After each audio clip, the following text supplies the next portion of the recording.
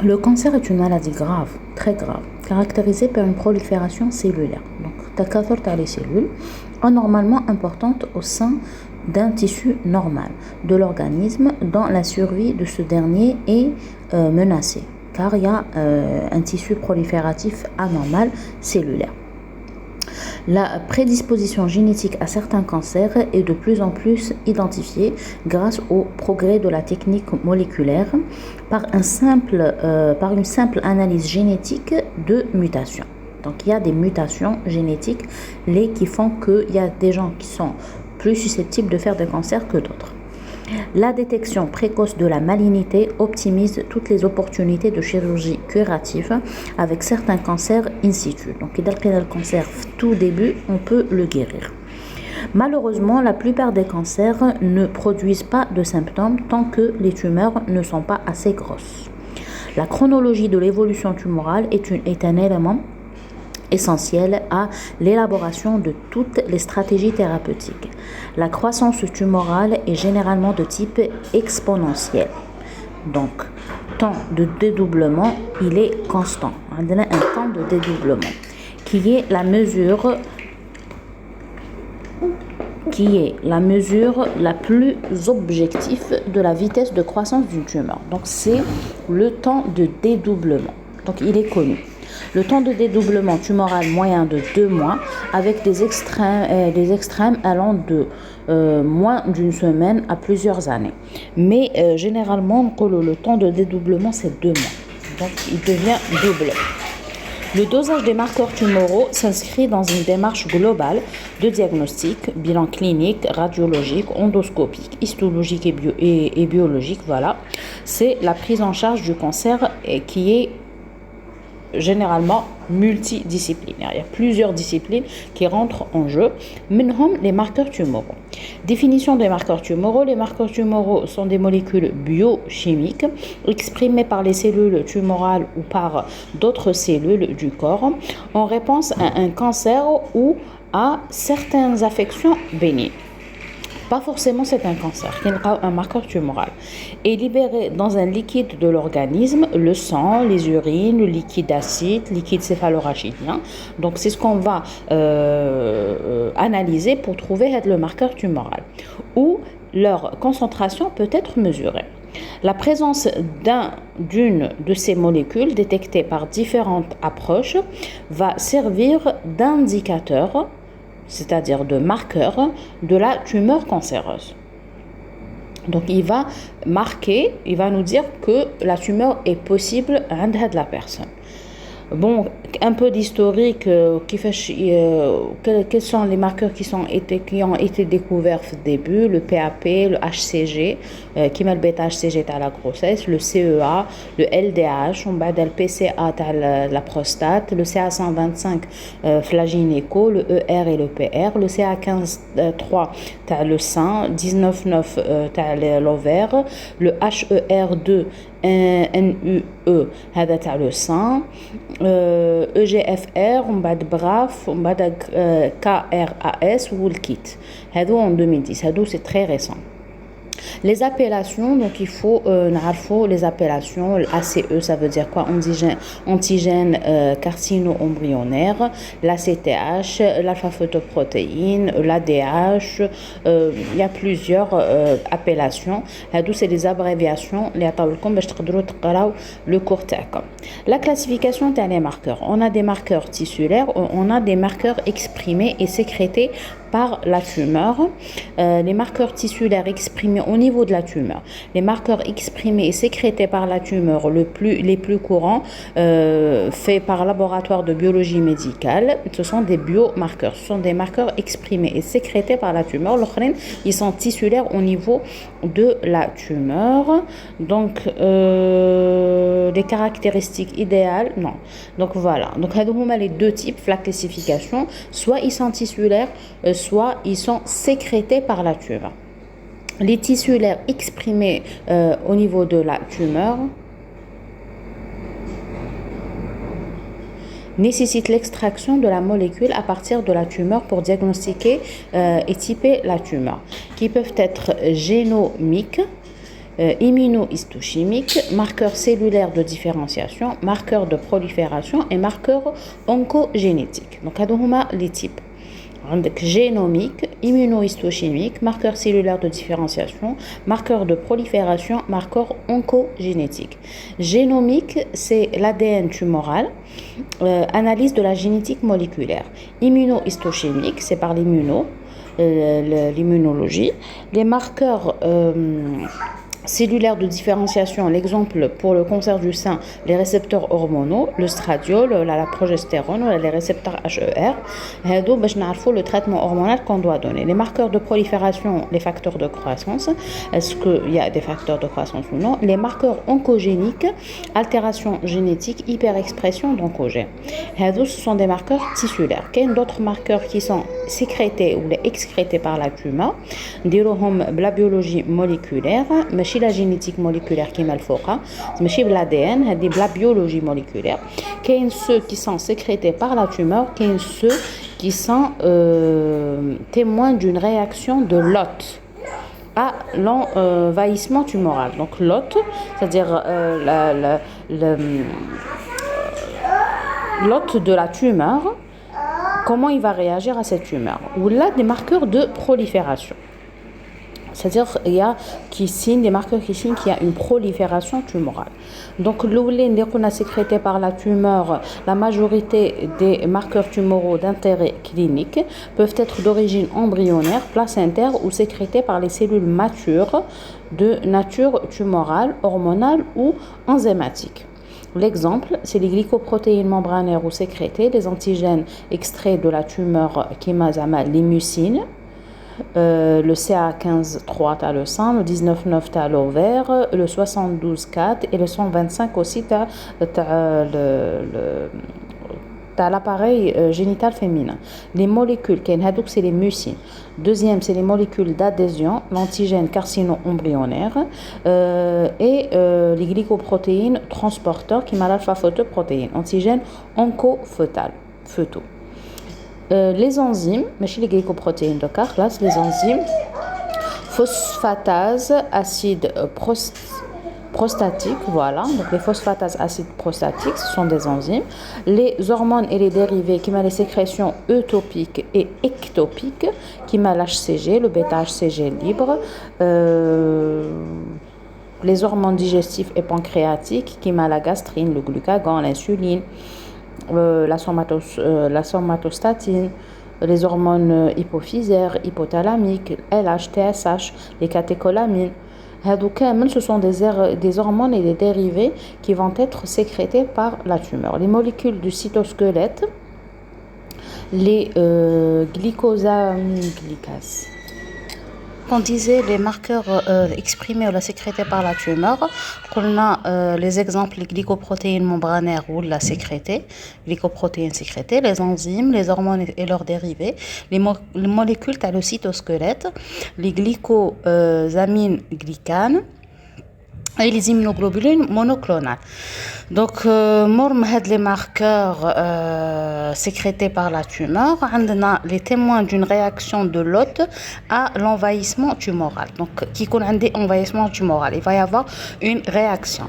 Donc, l'hôte, la réaction peut être estimée ou prise comme un marqueur tumoral non spécifique d'une pathologie tumorale. Donc, il n'est pas spécifique, mais elle peut nous orienter. Qui m'a la ferritine, bêta-2 microglobuline, la thyroglobuline, certains enzymes, les polyamines, les protéines inflammatoires, des marqueurs viraux. Donc, c'est une réaction de l'hôte à l'envahissement tumoral. Troisièmement, les marqueurs de prolifération, qui les marqueurs de prolifération. Donc, aussi, on peut les avoir sécrétés par la tumeur. Les marqueurs, les caractéristiques idéales d'un marqueur tumoral, ou les caractéristiques idéales, c'est un marqueur idéal. Donc, on a les caractéristiques très spécifiques, très sensibles. C'est un marqueur idéal. C'est un marqueur idéal d'une tumeur de quelqu'un. Donc, qui compte très spécifique, qui compte très sensible, c'est-à-dire on a même à des quantités faibles, qui compte précoce, la tumeur. Et les niveaux sont corrélés avec la tumeur, c'est-à-dire qu'on le niveau izid, le dosage la durée de demi-vie est courte. Donc, quitte qu'on a durée de demi-vie courte pour permettre une surveillance par la mesure fréquente du marqueur 5 à 6 demi-vie par exemple. Le caractère. Le test est simple, rapide et peu onéreux, c'est-à-dire peu coûteux parce que une personne qui a une tumeur a un parcours qui est multidisciplinaire, donc il y a beaucoup de frais de le côté. Qui a un marqueur très spécifique, c'est-à-dire détectable uniquement dans un type de tumeur produit par la seule cellule cancéreuse, c'est pas fréquent, très sensible, non détectable dans les états physiologiques, pathologiques ou bénins.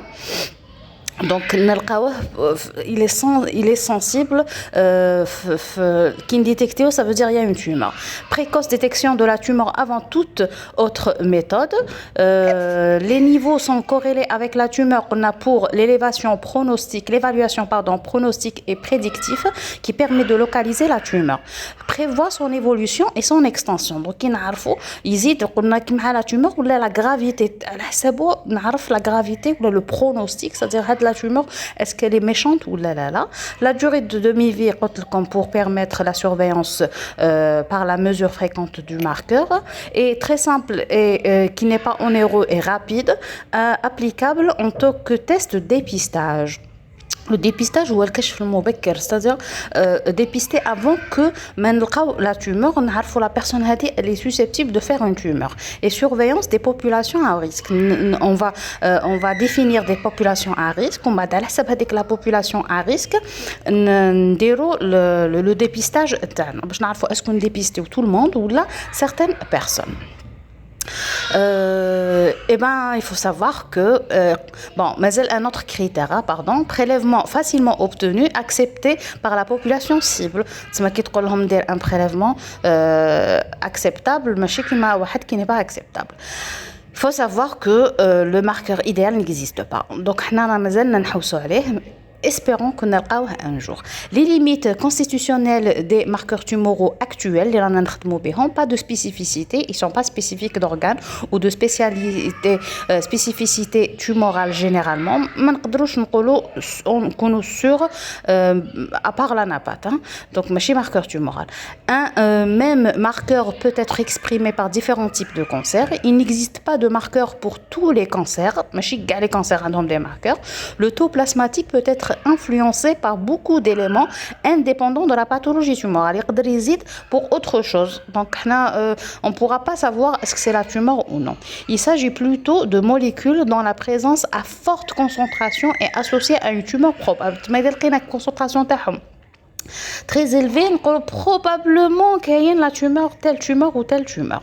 Donc, les caractéristiques biochimiques des principaux marqueurs tumoraux. Donc, chaque marqueur a des caractères biochimiques. Comme donc, la demi-vie, les valeurs usuelles, la nature. Donc, est-ce que c'est un transporteur, molécule d'adhésion, mucine, hormones, molécules de cytosquelette. Donc, c'est pratiquement les plus utilisés.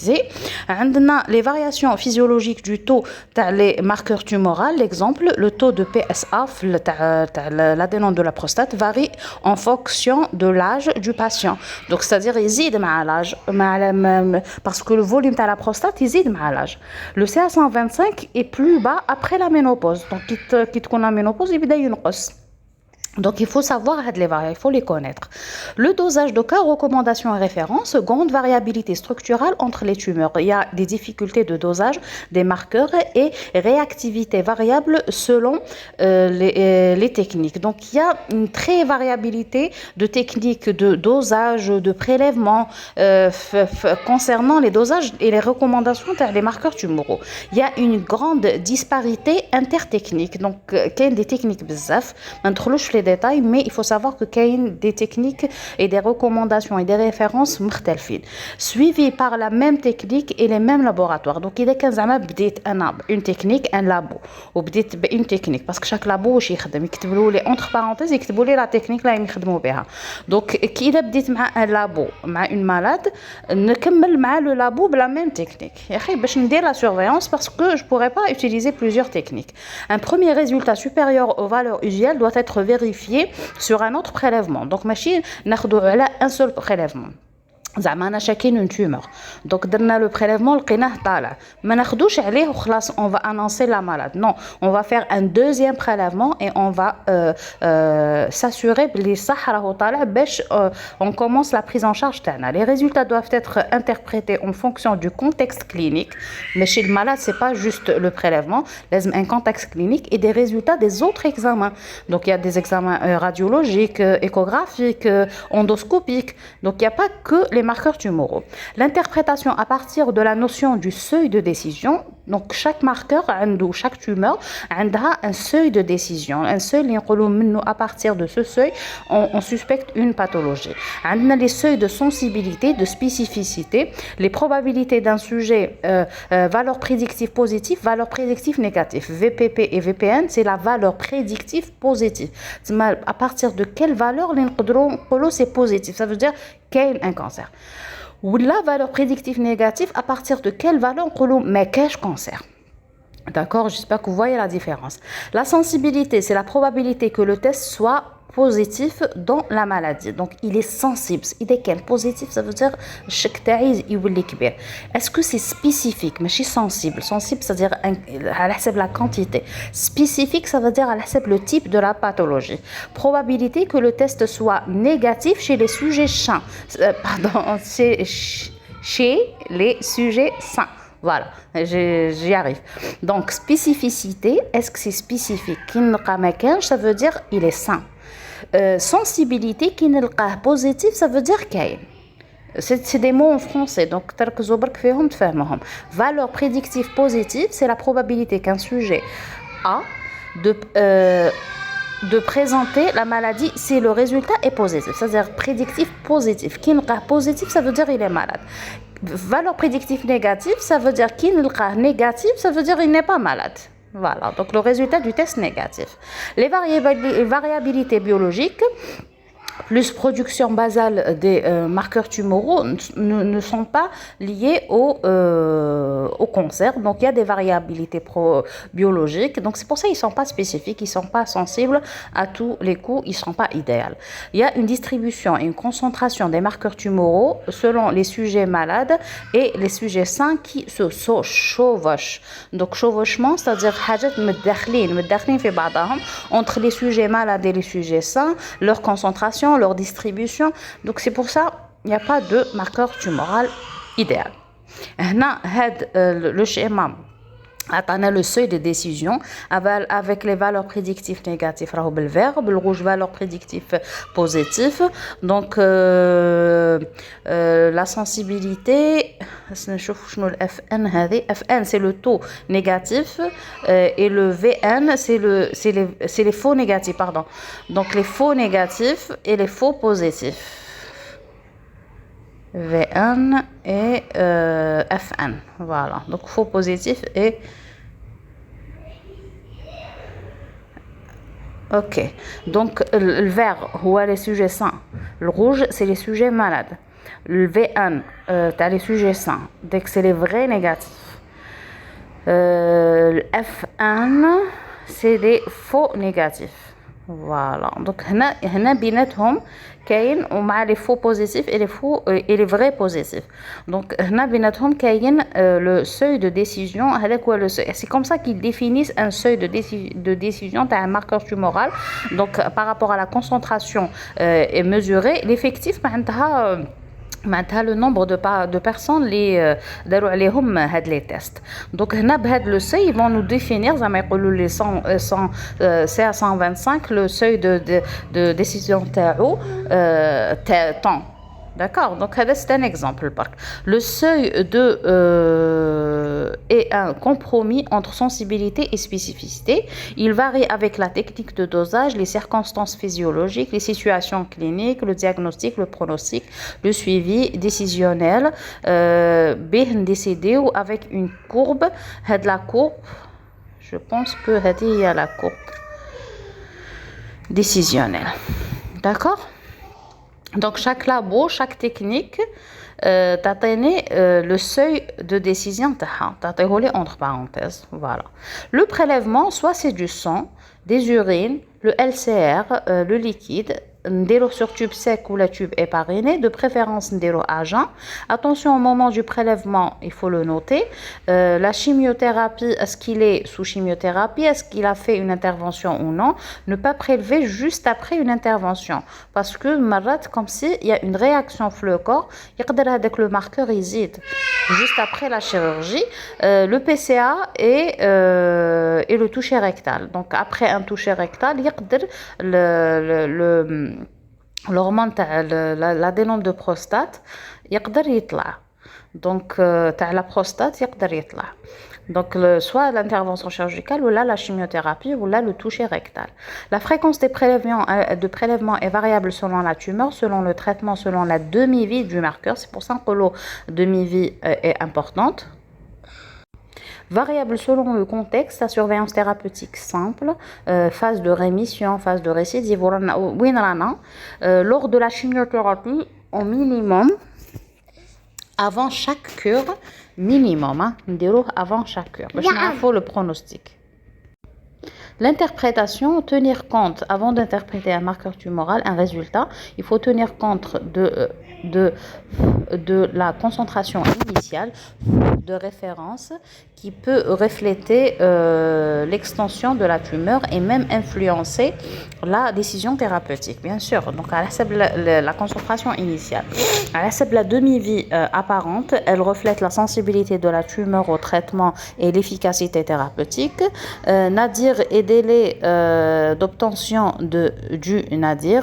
Le nadir est la concentration la plus basse mesurée sous traitement. Donc, نديرو زعما نميزوريوه la première fois. ومن بعد كي نبداو لو تريتمون تاعنا عندنا دي فالور زعما باغ اكزومبل كان 100 يا اخي. دونك كي بدينا التريتمون لقيناه 3. ومن بعد après avant chaque cure تاع chimiothérapie نديرو. دونك كي نلقاه زعما مره نلقاه 50 مره نلقاه 30 مره نلقاه 70. دونك لو نادير هو 3. دونك توجور نفيزي هذاك لو 3. Le temps de dédoublement du marqueur, indicateur d'agressivité de la récidive. Donc, comment il se dédouble? Donc, il est court, le temps de dédoublement, ça veut dire elle est très agressive, la tumeur, et prédictif du délai d'apparition de la récidive clinique. Donc, باش نعرف cliniquement وقتاش نبدا نعس la récidive après le traitement. L'intérêt des marqueurs tumoraux, c'est le grand intérêt, c'est le dépistage. Les personnes susceptibles de faire la maladie. Le dépistage d'un cancer, c'est la détection de celui-ci avant l'apparition de tout signe clinique. Rares marqueurs tumoraux jouant ce rôle peuvent être indispensables dans le dépistage des populations à risque. Par exemple, pour le dépistage de l'alpha-photoprotéine, la calcitonine et l'HCG, et le PCA. Le HE4 et le Pro-PCA. هذوما les exemples comme association des marqueurs tumoraux, amélioration du dépistage. Exemple, voilà. L'association entre deux marqueurs, معليش. Donc, on va donner les exemples. Alpha-photoprotéine, calcitonine, HCG, هادو في le dépistage de population. Donc, قسمناهم en population et en individuel et les nouveaux marqueurs tumoraux. Avant de passer l'association. Donc, dépistage d'une population, la photoprotéine, dépistage du cancer du foie, le carcinome hépatocellulaire chez les sujets à risque. Je connais les sujets à risque de cancer hépatocellulaire, gastro, hépatite B, hépatite C, cirrhose du foie, cirrhose évoluée. Donc, هادو كاع يقدروا يديروا un cancer. Donc, نقدر dépister هاد la population بالالفا photoprotéine. La calcitonine, basale ou après stimulation par la pentagastrine, forme familiale de cancer médulaire, donc de la thyroïde, donc la médulaire de la thyroïde. Quand on fait une enquête familiale, par exemple, la famille Iben Ando, une tumeur de la thyroïde, la médulaire de la thyroïde, donc la famille a une enquête, doser la calcitonine. HCG pour les femmes qui ont fait un avortement molaire. L'avortement molaire, c'est une maladie molaire, donc il y a des femmes qui ont un avortement شغل يبقى لهم شويه من التروفوبلاست تاعهم كما يشبه البلاسينتا. Avec le trophoblast il va évoluer يولي comme si c'est une tumeur. Donc bal HCG نعرف est-ce que هاد les femmes sont susceptibles de faire هاد le type de cancer ou là هذا c'est le dépistage des populations à risque. Alpha-fetoprotéine, calcitonine, HCG. Cancer du foie, médulaire de la thyroïde, le cancer molaire. Les personnes à risque ont hépatite B, C ou la cirrhose évoluée. Deuxième, c'est dans une enquête familiale. Ou le troisième, pour les femmes qui ont fait un avortement molaire. Le dépistage individuel de une population, le PCA, pour le dépistage du cancer de la prostate. Concernant la prostate, les nouveaux marqueurs tumoraux de dépistage, il y a de nouveaux marqueurs qu'on est en train d'essayer. Le HE4 ou le Pro-PCA. Le HE4, c'est pour le cancer de l'ovaire. Le Pro-PCA, c'est pour le cancer de la prostate. Voilà, donc voilà. Qui a une meilleure sensibilité, une meilleure spécificité que le PCA classique. Un pro le PCA. Il permet de faire diminuer 30 à 40% des biopsies systématiques et inutiles. Parce que quand on suspecte un cancer qui n'est pas au PCA, on est obligé de faire une biopsie parce que la napate, c'est elle qui tranche. L'association de les marqueurs, donc on a des marqueurs, quand on les associe, on a aussi une certaine spécificité. Exemple, dépistage des cancers de l'ovaire. Donc il y a des familles à risque, des cancers de l'ovaire. Le HE4 seul, sensibilité la plus élevée que celle de la CA125. Donc c'est un nouveau marqueur. Par contre, qui n'associe le CA120 parce que on a le CA125. Donc actuellement on est en train d'étudier le HE4. Donc il a associé la sensibilité la plus élevée pour les 76% au lieu de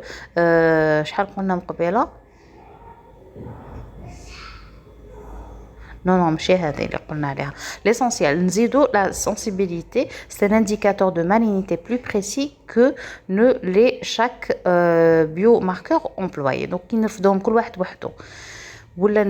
c'est pas pareil. Le taux élevé de HE4 et le taux élevé de CA125, le taux normal, présence d'un cancer de l'ovaire ou autre cancer de l'endomètre, un cancer gynécologique. Donc le HE4, il est plus sensible, mais c'est mieux. Dans 76% des cas, il y a un cancer de l'ovaire ou gynécologique. Voilà, كملنا le dépistage. Donc, le diagnostic, ماشي dépistage. Ça veut dire on pose le diagnostic précoce. La détection précoce, reconnaître la présence d'un cancer dès les premiers signes cliniques. La calcitonine, l'alpha-fetoprotéine et l'antigène spécifique de la prostate sont utilisés pour la détection précoce des cancers. Qui m'a utilisé pour le dépistage, n'utiliseront pour le diagnostic précoce. Les autres marqueurs tumoraux, faible utilité dans le diagnostic des cancers. Les trois, les utiliseront vraiment pour le cancer, mais si présents, peuvent orienter vers le diagnostic en cas de métastase d'adénocarcinome d'origine inconnue. Donc إذا كان عندي لقيت une localisation secondaire. زعما نعطيكم exemple عند لقيت un cancer du foie بصح il est secondaire. كي درت لا بيوبسي ما لقيتش لي سيلول تاع لو فوا لقيت d'autres cellules. Donc bon la biopsie déjà نقدر نعرف شنو هما لي سيلول d'origine. بصح إذا كان secondaire les marqueurs tumoraux نقدر نعرف وشنو هو le cancer primaire. Donc,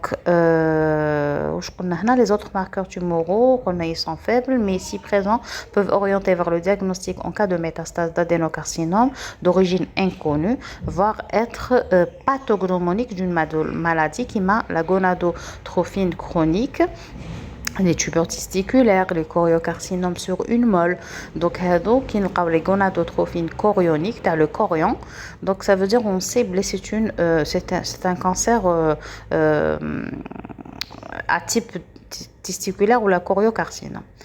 Toutefois, exceptionnellement, l'élévation des marqueurs tumoraux suffit à poser le diagnostic de cancer.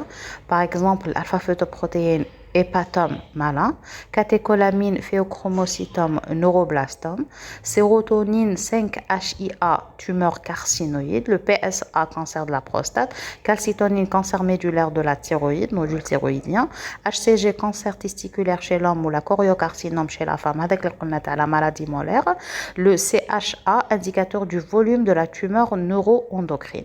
Donc, ماشي diagnostic certain, mais on peut dire que كاين هذا le cancer. On va نكملوا l'exploration تاعنا. Les valeurs pronostiques d'OCA et prédictifs, le dosage des marqueurs tumoraux va permettre de dépister le stade évolutif du cancer. Donc on va le stader avec le cancer, d'évaluer son pronostic pour orienter le traitement, d'évaluer le bilan d'extension locale, extension ganglionnaire et métastatique, prendre en compte les concentrations initiales indicateurs de la masse tumorale, tumeur initiale et extension, valeur de référence. Et qu'on a une valeur de référence, une valeur élevée de départ est un facteur de mauvais pronostic. La concentration sérique initiale du marqueur peut influencer sur le choix thérapeutique. Par exemple, le PCA est très élevé, plus de 100 picogrammes par litre, prédit l'atteinte métastatique osseuse. Ça veut dire qu'il y a une atteinte à l'os. L'intervalle de temps entre le dosage devrait être de 3 mois, mais si valeur anormale, refaire le dosage dans les 2 à 4 semaines. Donc, il y a pour confirmer, 2 semaines après 15 jours ou 1 mois après, il y a confirmé tout, chaque 3 mois, les indications d'efficacité thérapeutique, les indicateurs, d'efficacité thérapeutique, si on fait une ablation totale d'un seul organe producteur, la concentration du marqueur tumoral doit devenir indétectable. Donc, par exemple, un cancer du sein, le sang, la tumeur ou le sein, normalement, on par exemple, les TG ou la TCT après la thyroïdectomie totale, qui n'est la thyroïde, en principe, le PCA après prostatectomie, le HCG après traitement de la tumeur testiculaire.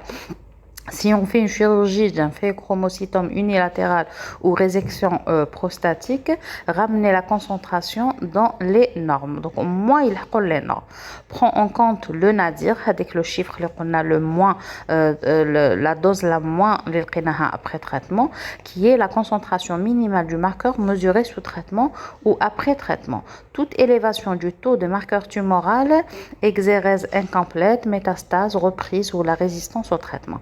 Donc, un marqueur درتو لقيت له النادر تاعي لقيت له الشيفر تاعي من بعد confirmé la tumeur درت لها le traitement تاعها soit chirurgical ou non chirurgical oncologique radiochimiothérapie hormonothérapie من بعد راني نديرو chaque 3 mois لقيت une fois طلع.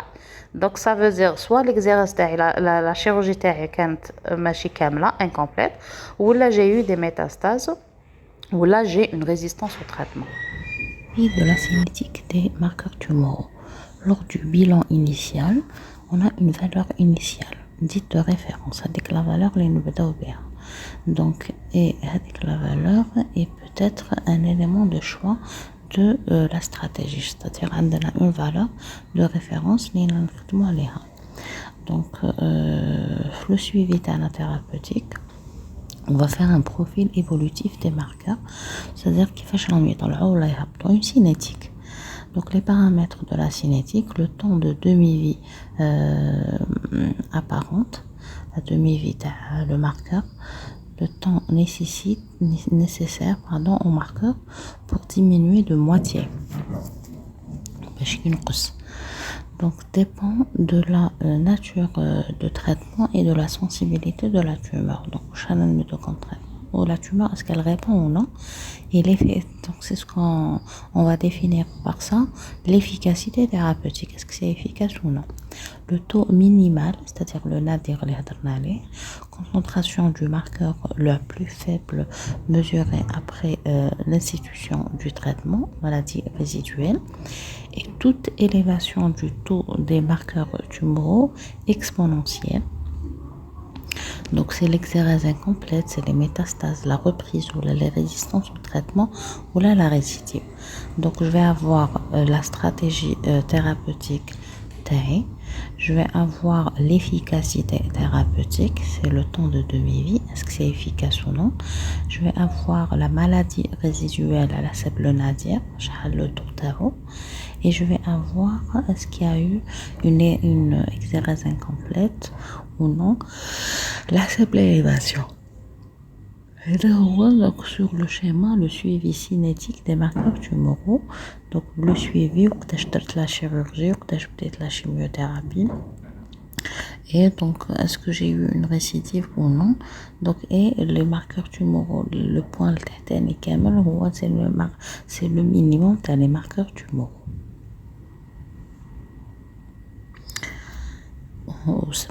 Une courbe théorique d'évolution des marqueurs tumoraux. Par exemple, on va donner des exemples de marqueurs tumoraux concernant les protéines d'origine embryonnaire, l'alpha-fetoprotéine en première intention lorsqu'on a un hépatocarcinome ou un cancer du testicule. Augmentation non spécifique, pathologie bénigne du foie. Donc même la pathologie bénigne du foie, l'alpha-fetoprotéine. Les antigènes carcino-embryonnaires en première intention, les cancers colorectal, l'estomac, le sein, ovaire et poumon. ACE. Augmentation non spécifique, pathologie bénigne digestive, pulmonaire, intestinale, la cirrhose, les tabagiques, les gens qu'il faut, un homme ACE, l'insuffisance rénale. Donc là, c'est pour ça que c'est pas spécifique. Donc voilà, donc on attend comme les organes, on attend comme le type histologique, on attend comme le marqueur principal et les marqueurs secondaires. Moi, je suspecte un cancer de l'œsophage, un adénocarcinome de l'œsophage. Le marqueur principal, l'indélo, c'est l'ACE. Accessoirement, c'est à 19,9.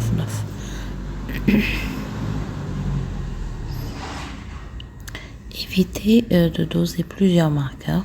Donc, lors du diagnostic, rechercher les principaux marqueurs pouvant être libérés. Donc, nous le principal. Éviter de chercher les marqueurs. Identifier le marqueur le plus sensible et le mieux corrélé au type histologique.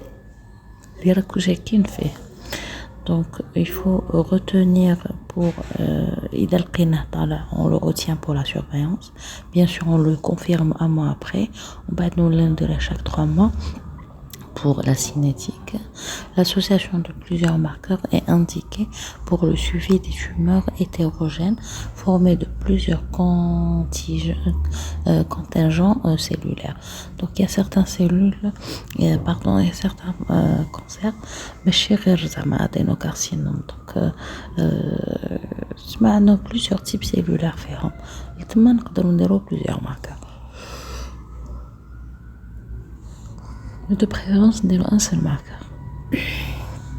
Association à des marqueurs témoignant de la réaction de l'hôte, de l'envahissement tumoral, élévation non spécifique. Donc, c'est pas vraiment recommandé. Les tumeurs bénignes de l'organe considérées, c'est l'ambulance.